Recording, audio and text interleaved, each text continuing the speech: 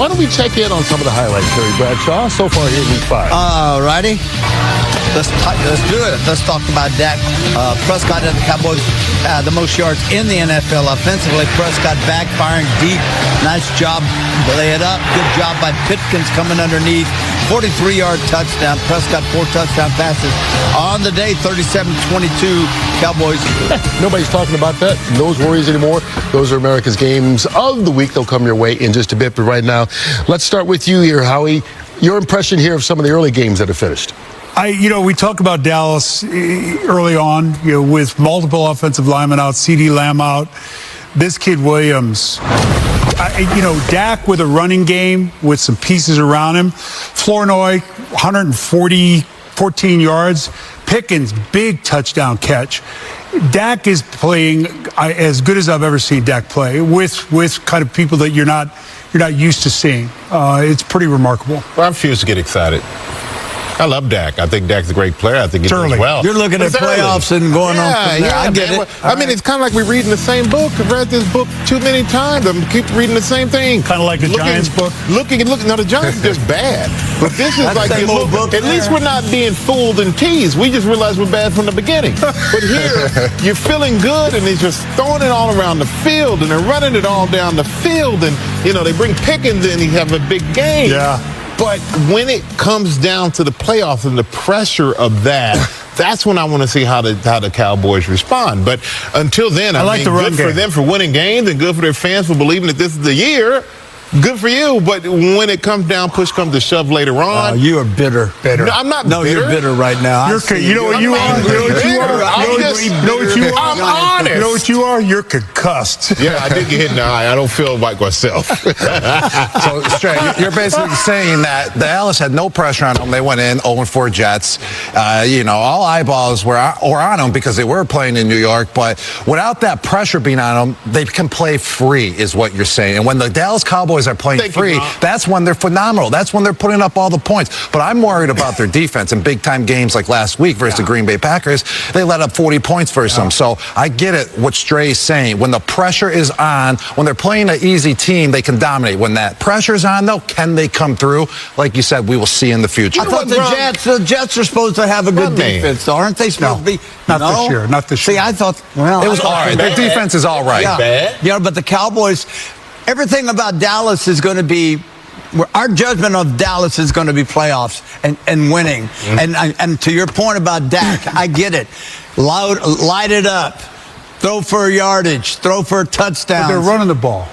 They are doing that. And they're doing that with an offensive line. And they're doing it with a lot of faces that we're not used to seeing. Javonte Williams coming over, George Pickens coming over. And remember, CD Lamb is still out right now. He will be back at some point. 3-4 offensive linemen out. Well, who's to say, Jerry? I'm just saying, today it was good. Right. That's all I'm saying. And they get to 500. They're 2-1 on the season. But you didn't think they would win today. Yeah. So now you're jumping on this one. I didn't pick that game. I picked it. I said they'd win. You told me. How about we put that game in the rearview mirror and look forward to the big Washington game against the Chargers? That's Jaden Daniels, Michael coming back. Looking forward. I think Jaden Daniels coming back. He's going to be interesting to see how he responds. Well, how mobile is he? And if he is mobile, will he get down and not take these unnecessary hits? And that goes for both of the quarterbacks in this game, because on the other side of it, Herbert, he's got 3 of his 5 linemen out. He's going to take some hits if he's not careful. So, both quarterbacks protect themselves, get the ball down the field. MetLife doesn't look too breezy. Weather in this area has been absolutely gorgeous. The Jets' play hasn't been. The quarterback of the Cowboys has been sensational. Dak and the Cowboys' offense impressive last week, even without CD Lamb. Dak first in the league in both completions and passing yards, but they have a losing record because the defense is last in the league in yards allowed and third down conversion percentage. And they all talked about how to get back to 500 earlier this week. I mean, I'll throw for 60 times a game if they want me to. I hope I don't have to. I feel, as I've said before, I feel as confident, feel like I'm playing the best. I've got all ownership, I guess you could say, in this offense. For me, it's just about continuing to build and not complacent at all with 4 games. Even though they scored 40 points, our defense improved as that game went along right before your eyes. And we did make some stops that were out there that were key stops against a fine offensive football team in Green Bay. All right, we will get back to those comments from Jerry Jones as we continue in a moment, because I thought the rest of the crew was going to jump out of their chairs as they heard it. But first, the real storyline in this game, Dan Graziano, who was there for us live, are all the injuries for the Cowboys on that offense, which has been so good. Pick it up from there. Yeah, they have more inactives than can fit on the inactive list. Tyler Smith, their right guard, he's officially active, but we don't expect him to play, except in the case of some sort of emergency. You see, they're going to be without 4 starters on the offensive line, as well as 2 of their top 3 wide receivers, CeeDee Lamb, Kevontae Turpin. So they are banged up on the offensive side of the ball. Fortunately for them, their quarterback is playing at an extremely high level, and they'll look to him to carry them. Now, to Jerry's comments about that defense, the defense has been rough. There's no question about it. They know they need to get better, especially on the back end. I had a chance to talk to the defensive coordinator, Matt Eberflus, here on the field a short time ago. He said it's getting better. Trevon Diggs and Deron Bland getting healthier by the week, and that's encouraging. The Jets and some of the inefficiencies. I'm just waiting for this team to start to look like Aaron Glenn. Some defensive toughness, some leadership there from Sauce Gardner and others. We're just not seeing those things yet, and we're darn near a third of the way through the regular season. Where do you see the inefficiencies right now? Well, number one, they're not a smart football team.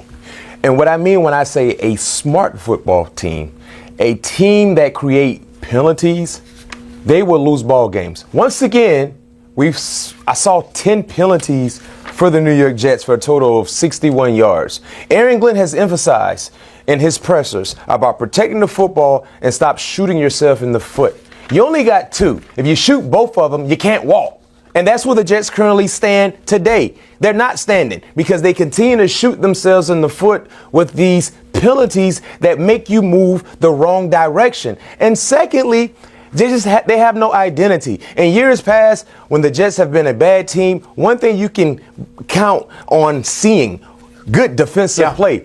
Throughout this season, they allowed 30 points, 34 points, 29 points, 27 points today, 37 points. They're allowing 31 points defensively to opposing offenses. So when you play the Jets, before you leave out of the locker room, you can book that you will have 31 points on the scoreboard. Basically, that's where they are. Which in today's NFL is 100 points. Yes. So for Aaron Glenn, he has to find a way to change this culture and instill a new identity, because right now they're becoming homecoming in the National Football League. Yep.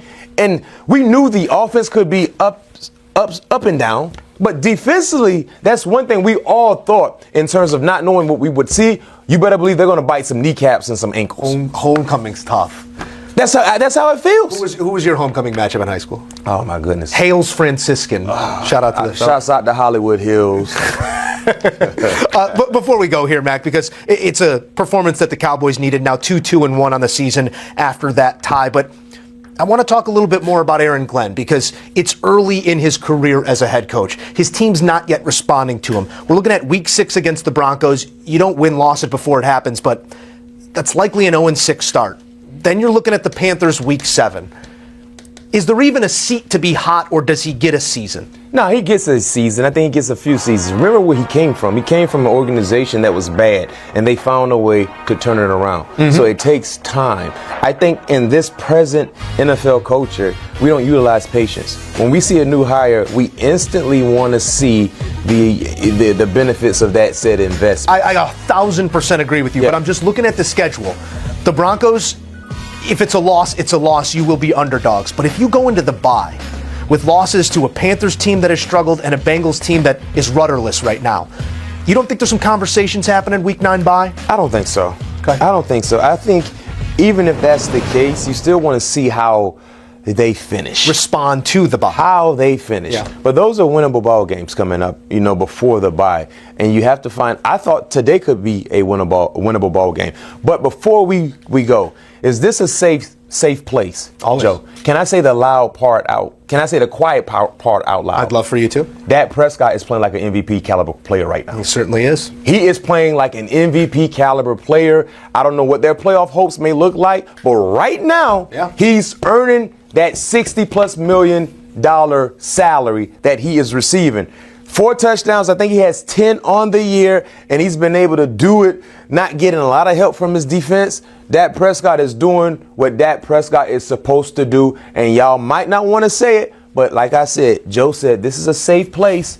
So I said the quiet part out loud. If he does it, he will be the first Cowboy quarterback ever to lead the NFL in passing yards. Never before a man wearing the star leads the league in passing yards. Not even that 5,000-some yard season a handful ago. But Dak is back in MVP form and taking care of a Jets team that just can't buy a turnover. 5 games, the first ever to have 0 turnovers through